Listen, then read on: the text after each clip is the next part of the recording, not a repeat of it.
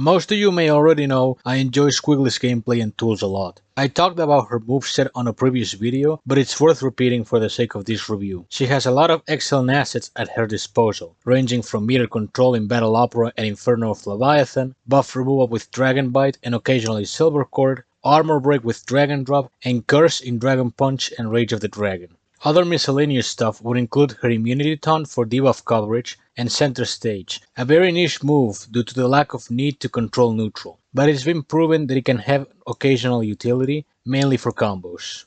It's a lot of great assets coupled in one package, although it comes with the downside of having low base attack, reducing her offensive potential to a degree. That's why she needs to rely on the variant's abilities as much as possible in order to succeed in battle. Most of these moves, including regular attacks, can be enhanced with Squigly's character ability Wyrm's Tail. This allows her to store 2 dragon charges by holding its respective button. One specific attack like sweeps or charge attacks, or specials like Dragon Bite or Dragon Punch, a dragon charge will be spent to power up its strength and effects. Marquee wise, it's a mixed bag. The biggest downside is that they depend on Squigly being dead, so for attack it loses a lot more value and should be used as an emergency backup. The generally preferred option would be Dead Alive, due to the added survivability. It works very well on defense, and Evil Dead having debuffs already in Squigly's kit.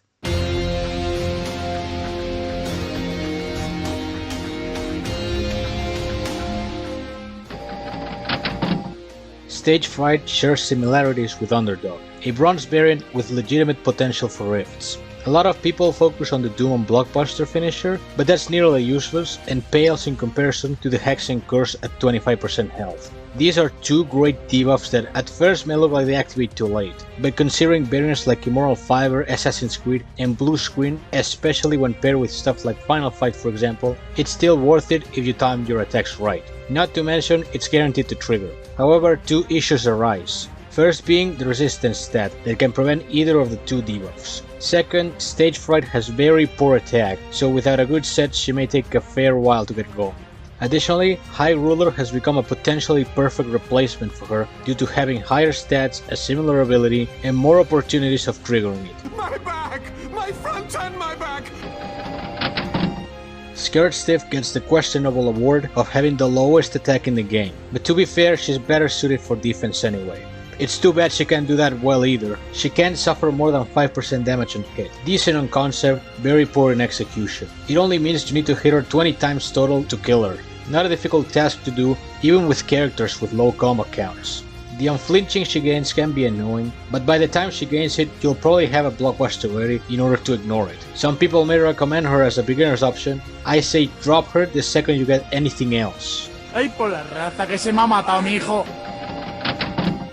Necrobreaker is one of the most peculiar variants, due to how you acquire it. You can only obtain one from a few Skullgirls mobile stream giveaways, like Almighty Bones or Juju Blue, or wait for Halloween prize fight. Is she worth it?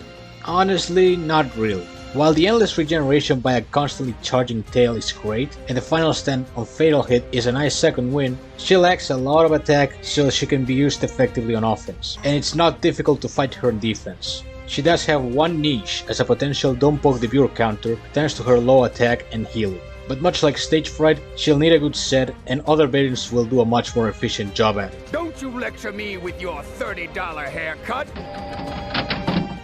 Gangrene is a great Miasma user, but she takes a while for her to get going. Once again, she has poor attack for direct offense, so it's advised to have a stronger variant to kill at least one opponent.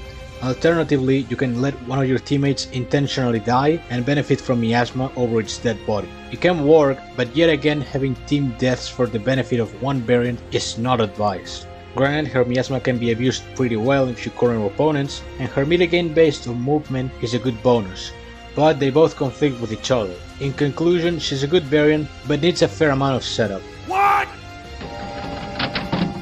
When talking about underrated variants, Nearly Departed would be a good candidate due to how easily she can access the invincibility buff. Her uses are similar to that of Stage Fright, although thankfully with better attack and superior health conservation due to, well, being invincible. Still, she will make you have a good set in order to make up for her poor offense. But given her potential, she's worth the effort in my opinion. As for the revival ability, it's forbidden procedure but not efficient. It's best not to bother with that. That's immoral! As much as I love that hit's palette, I have to say she's very bad. Don't get me wrong, the potential for unblockable silver quartz is as broken and fun as it sounds, but the requirement of being at below 25% health instantly makes her undesirable for rifts, and the gimmick on prize fights. If you plan to ever use her for unblockables, the best way to get to the health threshold is to carry a Trauma Center Valentine, let yourself get hit, and then have a field day with the AI. The meter gain ability, on the other hand, is mediocre. It's a convoluted version of Toad Warrior, depending on the AI having a full blockbuster while all of yours are empty. You could carry 4 specials and a tier 3 blockbuster to have it always charge, but it's gimmicky at best and not worth it at worst. And it burns, burns, burns. Dead of Winter is a good defender, based around reviving 30 seconds after she died. This makes it so you want to place her as front runner, for the purpose of dying and reviving as soon as possible. On Rifts she excels thanks to her great base health and her compatibility with both Frost Armor and Return to Sender, although nowadays everyone manages to get around it with stuff like Somersault and Standout, both capable of removing armor and debuff as little as possible to avoid activating Return to Sender. Some people have built up to 3 Dead of Winters and paired them all together in a single node, potentially increasing its stalling capabilities. It can work, but again people already know how to get around it, because of how frequent this node archetype is. Still, a good pairing to have on defense. Ta-da! I'm back! Capable of pulling off outstanding long shots, Bio-Exorcist is one of the most desirable variants in the game. She needs dragon charges to leech from the opponent's health, so you'll want to conserve them for long periods. Plus, you'll want to remain near the enemy as much as you can to make the most of the ability. It's a great recovery, and paired with Bio's average attack, she makes for another great candidate for a crit dash fighter to combat Don't Poke the Bear at maximum proficiency. Also, if you were to suffer a fatal hit with dragon charges, you instead revive instantly with 25% health per teammate. Similar to Squigly's Marquee, it's only an emergency feature in case you mess up. She will only make defeating the enemy easier. But overall, thanks to her leeching capabilities, she has rightfully earned a constant place on the metagame. Poltergust shares similarities with Standout, but isn't as universally useful as her. Still powerful on her own, but her method of gaining meter out of buffs won't be as useful. She gains 25% meter per buff expired, and your blockbusters deal double damage if the opponent has a charged blockbuster. I find her situational due to being slow, but the damage output from a tier 3 is considerably high, which gives her decent worth for sweep. A good bonus she has is being able to benefit from her own buff's expiration, so with the right buff supports, she'll make the most of her ability. 178 satellite dishes. Thrill Shrieker is an average sweeper. She gains enrage per dragon charge, and each stack gets removed when consuming one. She doesn't do much with the extra damage though. Sure, she hits harder, but compared to the double damage of Poltergust, it's not as efficient. There's also the ability of halving the opponent's current health when they tag out and while you have enrages. It's quite slow, and while it can get good results, you're better off dealing direct damage instead of repeatedly outtaking the enemies. It could be considered a futile resistance counter, as it instantly lowers health below 50%, but anything counters futile now, so it's not worth it. There's also her pairing with inner pieces, to transfer her timeless enrages to the third variant of your choosing. It's a slow strategy, and it works best on prize fights for random experimentation, so yeah, she's just average at best.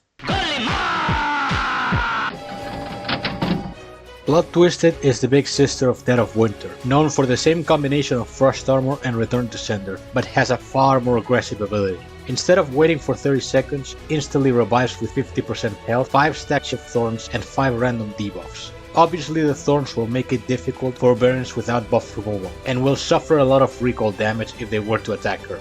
But the random debuffs can be a potential downside, that is, until you consider her bonus damage per debuff applied, so if you were to get hit while she's heavily debuffed, it'll hurt a lot. But more relevant than the bonus damage is the synergy with Return to Sender that seals the deal. As soon as she dies, the Catalyst will also activate, reflecting all of the debuffs that would be applied to her back at the player, only leaving the thorns. Apply Frost Armor to the mix, and for good reason she's a staple defender on Rift battles. But by being this frequent, everyone knows at this point how to counter her. Once again, Somersault and Standout are good options, although having immunity support is advised to protect yourself from the debuffs. All in all, one of the main faces of Frost Armor, a title well earned. Did I ever tell you the definition? Well, here we are. Lovecrafted is one of my favorite variants in the entire game due to how practical and strong she is. Having great recovery and meter control with heal block and disable blockbusters, she excels at preventing blockbusters usage. She's also capable of inflicting 15-second death mark and free bleed every 10 combo hits. This 10th hit will be a critical and benefit from its death mark, so she doubles down as a decent hard hitter and a good bleeder. Now a lot of bleeders get countered by ICU Valentines, and while heal block helps deal with it, she can also use Dragon Punch to prevent the regeneration and secure the heavy bleed. That's why I strongly recommend this move for Lovecrafted. Not only does it secure the debuff infliction, it will also hit hard when it lands as a critical and boosted by the death mark. She has a lot going for, but to be objective, her weaknesses lie in her opportunities of landing debuffs. So variants such as Splitting Image, Evergreen Evil and Model Leader will get in her way very often. Also, her lack of recovery can make her less desirable than Bio-Exorcist on Rifts. Last, to clarify something, I often pit her against a few reflect damage variants like Dreadlocks. The reason this works for me is due to the high health invested on her. So yeah, if you were to use her against these for some reason, high health is a must. But nevertheless, I can say nothing but amazing for Lovecrafted, and it's unlikely that I would have made it this far in the game had it not been for her help.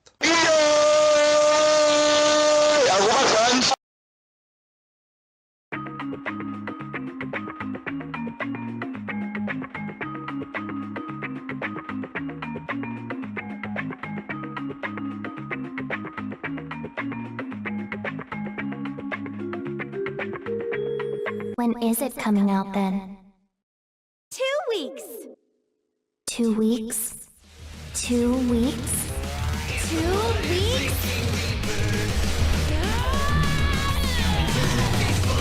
I'll teach you to troll me. 2 weeks later. If I had any single regret for the countless horrific events that have transpired in my wake, it's that I'm dying.